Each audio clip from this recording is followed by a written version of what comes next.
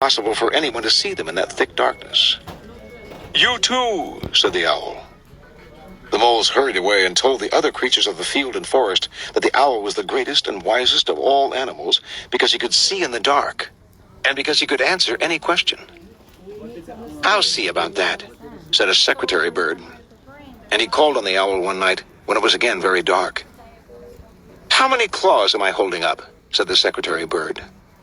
"2," said the owl, and that was right. "Can you give me another expression for 'that is to say' or 'namely'?" asked the secretary bird. "To wit," said the owl. "Why does a lover call on his love?" asked the secretary bird. "To woo," said the owl. The secretary bird hastened back to the other creatures and reported that the owl was indeed the greatest and wisest animal in the world, because he could see in the dark and because he could answer any question. "Can he see in the daytime, too?" asked a red fox. "Yes," echoed a dormouse and a French poodle. "Can he see in the daytime, too?" All the other creatures laughed loudly at this silly question, and they set upon the red fox and his friends and drove them out of the region. Then they sent a messenger to the owl and asked him to be their leader. When the owl appeared among the animals, it was high noon and the sun was shining brightly. He walked very slowly, which gave him an appearance of great dignity, and he peered about him with large staring eyes, which gave him an air of tremendous importance. "He's God!" screamed a Plymouth Rock hen, and the others took up the cry. "He's God!" So they followed him wherever he went, and when he began to bump into things, they began to bump into things too. Finally, he came to a concrete highway, and he started up the middle of it, and all the other creatures followed him. Presently, a hawk who was acting as outrider observed a truck coming toward them at 50 miles an hour, and he reported to the secretary bird, and the secretary bird reported to the owl. "There's danger ahead," said the secretary bird. "To wit," said the owl. The secretary bird told him. "Aren't you afraid?" he asked. "Who?" said the owl calmly, for he could not see the truck. "He's God!" cried all the creatures again, and they were still crying, "He's God," when the truck hit them and ran them down. Some of the animals were merely injured, but most of them, including the owl, were killed. Moral: you can fool too many of the people too much of the time. From Friedrich Nietzsche. To become the founder of a new religion, one must be psychologically infallible in one's knowledge of a certain average type of souls who have not yet recognized that they belong together. From Niccolo Machiavelli. Men are so simple of mind and so much dominated by their immediate needs that a deceitful man will always find plenty who are ready to be deceived. From The Power of the Charlatan, by Greda de Francesco. The Temple of Health. In the late 1780s, the Scottish quack James Graham was winning a large following and great riches in London. Graham maintained a show of great scientific technique. In 1772, he had visited Philadelphia, where he met Benjamin Franklin, and became interested in the latter's experiments with electricity. These appear to have inspired the apparatus in the Temple of Health, the fabulous establishment he opened in London for the sale of his elixirs. In the chief room where he received patients stood the largest air pump in the world to assist him in his philosophical investigations into disease, and also a stupendous metallic conductor, a richly gilded pedestal surrounded with retorts and vials of ethereal and other essences. According to J. Ennemoser, who published a history of magic in 1844 at Leipzig, Graham's house united the useful with the pleasurable. Everywhere the utmost magnificence was displayed. Even in the outer court, averred an eyewitness, it seemed as though art, invention, and riches had been exhausted.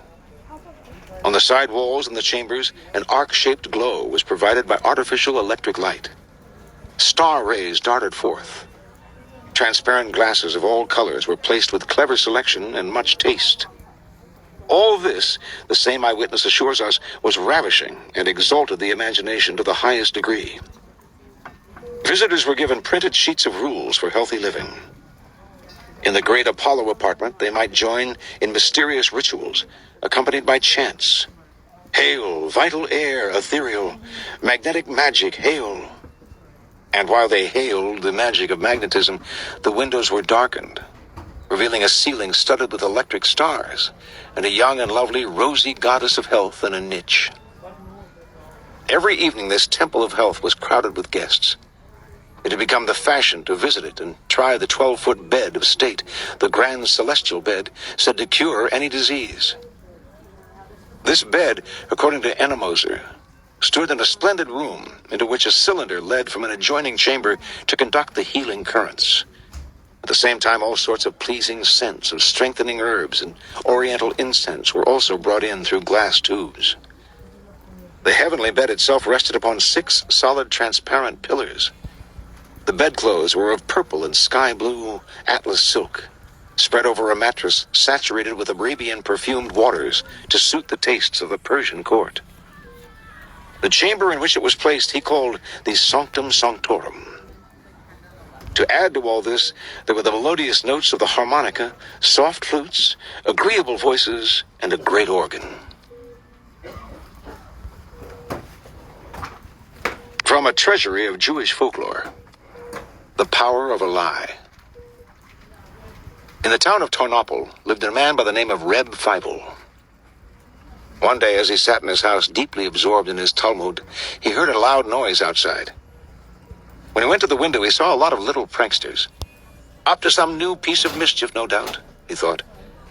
"Children, run quickly to the synagogue," he cried, leaning out and improvising the first story that occurred to him. "You'll see there a sea monster. And what a monster! It's a creature with 5 feet, 3 eyes, and a beard like that of a goat. Only it's green." And sure enough, the children scampered off, and Reb Fievel returned to his studies. He smiled into his beard as he thought of the trick he had played on those little rascals. It wasn't long before his studies were interrupted again, this time by running footsteps. When he went to the windows, he saw several Jews running. "Where are you running?" he called out. "To the synagogue," answered the Jews. "Haven't you heard? There's a sea monster.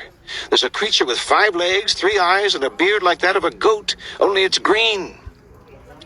Reb Fievel laughed with glee, thinking of the trick he had played, and sat down again to his Talmud. But no sooner had he begun to concentrate when suddenly he heard a dinning tumult outside.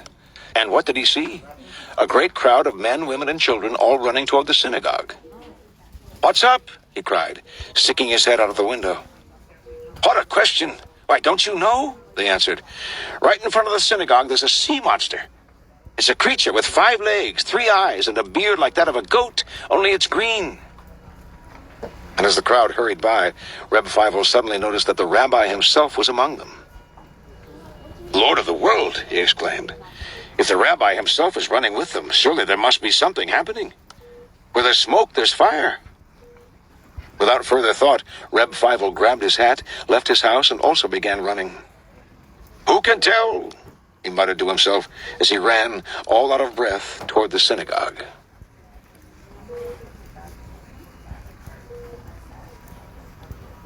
The 28th Law.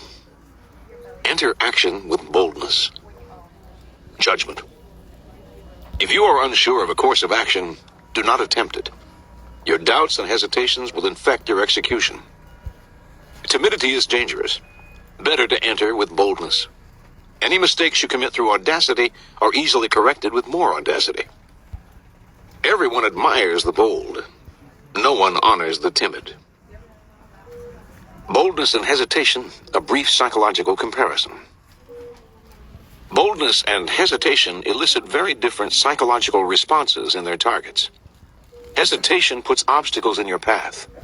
Boldness eliminates them. Once you understand this, you will find it essential to overcome your natural timidity and practice the art of audacity. The following are among the most pronounced psychological effects of boldness and timidity. The bolder the lie, the better. We all have weaknesses, and our efforts are never perfect. But entering action with boldness has the magical effect of hiding our deficiencies. Con artists know that the bolder the lie, the more convincing it becomes. The The sheer audacity of the story makes it more credible, distracting attention from its inconsistencies. When putting together a con or entering any kind of negotiation, go further than you planned. Ask for the moon, and you will be surprised how often you get it. Lions circle the hesitant prey. People have a sixth sense for the weaknesses of others. If, in a first encounter, you demonstrate your willingness to compromise, back down, and retreat, you bring out the lion, even in people who are not necessarily bloodthirsty. Everything depends on perception. And once you are seen as the kind of person who quickly goes on the defensive, who is willing to negotiate and be amenable, you will be pushed around without mercy. Boldness strikes fear. Fear creates authority. The bold move makes you seem larger and more powerful than you are. If it comes suddenly, with the stealth and swiftness of a snake, it inspires that much more fear. By intimidating with a bold move, you establish a precedent. In every subsequent encounter, people will be on the defensive, in terror of your next strike. Going halfway with half a heart digs the deeper grave. If you enter an action with less than total confidence, you set up obstacles in your own path. When a problem arises, you will grow confused, seeing options where there are none, and inadvertently creating more problems still. Retreating from the hunter, the timid hare scurries more easily into his snares. Hesitation creates gaps.